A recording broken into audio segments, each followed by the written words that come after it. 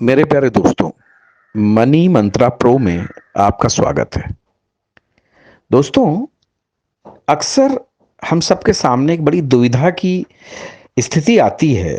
जब कोई शेयर बाजार की बात करता है, उससे होने वाले फायदे की बात करता है, तो हम में से ज्यादातर लोग एक दूसरे का मुंह देखते हैं कि आखिर वो भी शेयर बाजार में इन्वेस्टमेंट कैसे करें। और मुझसे जाने कितने लोग सवाल भी पूछते हैं कि शेयर बाजार में इन्वेस्टमेंट कैसे करना चाहिए। वो क्या नियम कानून हैं या वो क्या तरीके हैं जिससे शेयर बाजार में इन्वेस्टमेंट किया जा सकता है और ताकि किसी को कोई नुकसान भी ना हो और शेयर बाजार से पैसा कमाकर आदमी बाहर निकले। तो मैं आज आपको कुछ बड़ी सिंपल सी टिप्स देना चाहूंगा जिससे कि आप शेयर बाजार में अपना निवेश कर सकते हैं और शेयर बाजार में निवेश करके उसका फायदा भी उठा सकते हैं। दोस्तों देखिए, सबसे पहली बात तो यह है कि शेयर बाजार में कोई भी आप इन्वेस्टमेंट करेंगे, चूंकि ये पैसों का मसला है, तो इसके लिए आपको अनुभव भी लेना पड़ेगा, ज्ञान भी लेना पड़ेगा और सही सलाह भी लेनी पड़ेगी। और ये तीनों चीजें आपको शेयर बाजार के बारे में पढ़ने से, इन्वेस्ट जो इन्वेस्टमेंट के बड़े बड़े गुरु होते हैं उनके स्ट्रेटेजी जानने से, और शेयर बाजार का उतार चढ़ाव देखने, प्रतिदिन मार्केट कैसे बिहेव करता है, बड़ी बड़ी कंपनियां कैसे काम करती हैं, कंपनी में किस तरीके से प्रॉफिट एंड लॉस कैलकुलेट होता है, ये सब जानना ही पड़ेगा।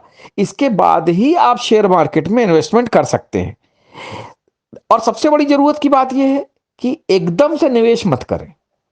शेयर बाजार में धीरे धीरे इन्वेस्टमेंट करें।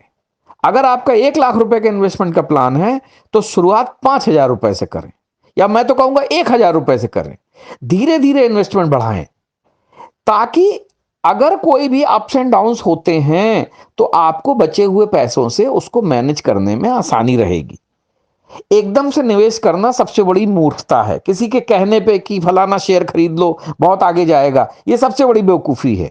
क्योंकि पूरी मार्केट में बहुत सारे ऐसे ऑपरेटर हैं जो कि शेयरों को चलाने के लिए, शेयरों का भाव बढ़ाने के लिए ऐसी रूमर्स फैलाते हैं। और आपने देखा होगा कि सेबी, जो security exchange board of India है, जो कि पूरे शेयर मार्केट को नियंत्रित करता है, वो भी बीच बीच में अपनी गाइडलाइंस और एडवाइजरी जारी करता है कि किसी के कहने पर, किसी के बहकावे में आकर या किसी की इनसाइडर की टिप्स के नाम पर आप जो है शेयर बाजार में निवेश ना करें। यह आपके लिए बहुत घातक हो सकता है। तो इसलिए पहले अपना ज्ञान प्राप्त करें इस शेयर मार्केट के बारे में, और इन्वेस्टमेंट का एक बहुत ही छोटा सा हिस्सा पहले इन्वेस्ट करें, शेयर की चाल देखें। इसके बाद जो है आप शेयर बाजार को पूरी तरीके से समझ पाएंगे और तभी आपकी वित्तीय सुरक्षा की गारंटी भी होगी। अब जैसे कि मैंने बताया, सबसे पहले तो आप जिसके थ्रू इन्वेस्टमेंट करना चाहते हैं उसकी विश्वसनीयता की जांच करें। देखिए, आप एज ए निवेशक हैं, आप एज ए इन्वेस्टर हैं, तो आपको एक सर्टिफाइड जो ब्रोकर चुनना जो है बहुत ही महत्वपूर्ण है। ब्रोकरेज कंपनी भी हो सकती है, ब्रोकरेज हाउस भी हो सकता है।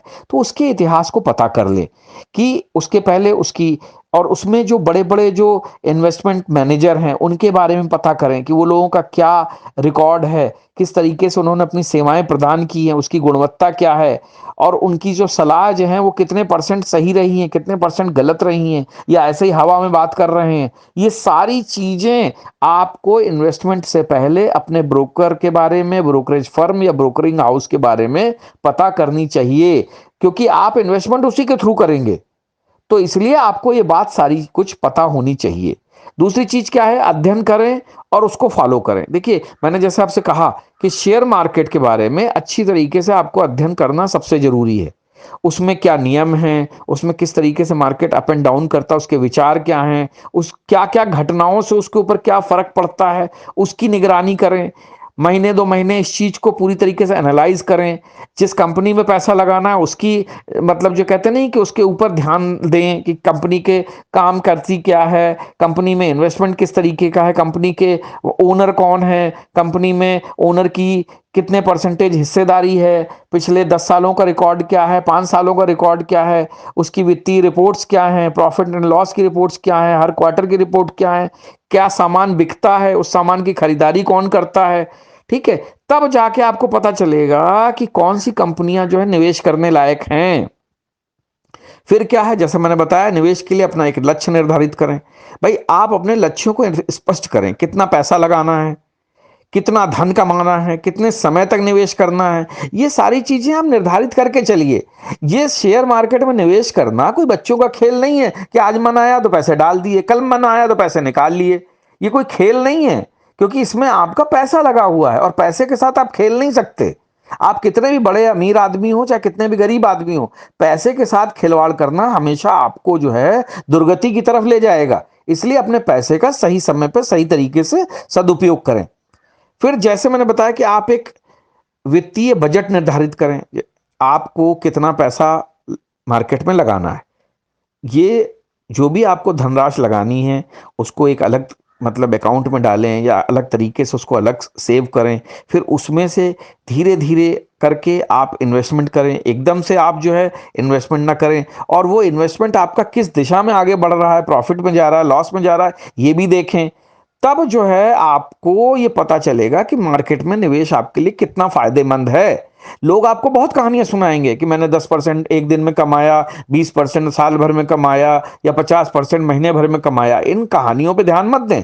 आप अपना शेयर खुद चुनिए, उसमें पैसा लगाइए और देखिए कि आपका धन किस गति से आगे बढ़ रहा है। शेयर बाजार में एंट्री करने और एग्जिट करने के नियम होते हैं। किस तरीके से आपको एक शेयर पे एंट्री करनी, कब उसको एग्जिट करना है, कब उसको होल्ड करना है, कब उसमें आपको अधिक और पैसा डाल के उसको बैलेंस करना है, ये सारी बातें आपको समझनी पड़ेंगी। तो इसलिए अपना वित्तीय बजट निर्धारित करें और उसी बजट के हिसाब से आप शेयर बाजार में इन्वेस्टमेंट करें। अब क्या है, निवेश की विविधता मेंटेन रखें। विविधता का मतलब यह होता है, अच्छा निवेशक वही कहलाता है जो आप डिफरेंट डिफरेंट सेक्टर्स में अपना पैसा लगाते हैं। अगर आपने बैंकिंग सेक्टर में लगाया है तो पूरा पैसा बैंकिंग में ना लगाएं, उसके साथ इंफ्रास्ट्रक्चर में लगा दें। ठीक है, आप अपना ट्रांसपोर्ट मोटर्स के सेक्टर में लगा दें या रेलवे के सेक्टर में लगा दें, यानी कि आईटी सेक्टर में लगा सकते हैं। इन्फोसिस है, और भी बड़ी बड़ी कंपनियां हैं, टाटा मोटर्स हैं, टाटा पावर हैं, इस टाइप की कंपनीज है जो डिफरेंट डिफरेंट सेक्टर्स की कंपनीज हैं। एक ही सेक्टर में हमेशा अपना पैसा मत डालें, अलग अलग कंपनियों में, अलग अलग सेक्टरों में और अलग अलग निवेश उपकरणों में निवेश करें। इससे आपका जो निवेश पोर्टफोलियो रहेगा उसको वित्तीय सुरक्षा प्राप्त होगी। वित्तीय सुरक्षा क्या है कि अगर एक सेक्टर में नुकसान हो रहा है दूसरे में फायदा होगा, क्योंकि शेयर मार्केट में अक्सर ऐसा देखा जाता है कि सेक्टर वाइज शेयर मार्केट चलता है। कभी आईटी सेक्टर चलता है तो कभी ट्रांसपोर्ट का सेक्टर चलता है, कभी गवर्नमेंट का सेक्टर चलता है, कभी जो है फाइनेंशियल का सेक्टर चलता है, कभी बैंकिंग शेयर चलते हैं। तो ऐसे करके डिफरेंट डिफरेंट सेक्टर्स चलते रहते हैं। तो आपको अगर सुरक्षा चाहिए तो डिफरेंट डिफरेंट सेक्टर्स में ही आप इन्वेस्टमेंट करें। और सबसे बड़ी बात यह है, समय का प्रबंधन सबसे जरूरी है।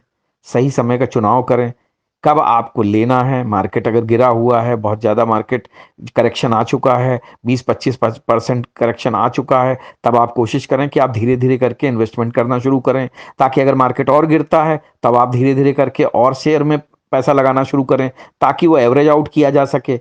एकदम से सारा पैसा मत लगाएं, ठीक है। और ये देखें कि सही समय क्या है। अब पता चला मार्केट ऑलरेडी जो है हाई टोटल टोटल पीक पे चल रहा है, और उस समय अगर आप मार्केट में घुसने की कोशिश करते हैं और लॉन्ग टर्म प्लानिंग नहीं करते हैं तो आपका नुकसान होना तय है।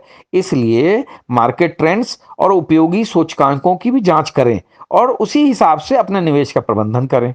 देखिए, आपको शेयर मार्केट की एक एक चीज का ध्यान रखना पड़ेगा कि सेंसेक्स कहाँ चल रहा है, पहले कितना था, एक साल पहले कितना था, 5 साल पहले कितना था, मार्केट में किस तरीके से गिरावट आई, किस तरह से तेजी आई, कौन सा सेक्टर ज्यादा तेज चल रहा है। तो ये सब आपको जानना पड़ेगा, इसके बाद ही शेयर मार्केट में इन्वेस्टमेंट करना आपके लिए अच्छा रहेगा।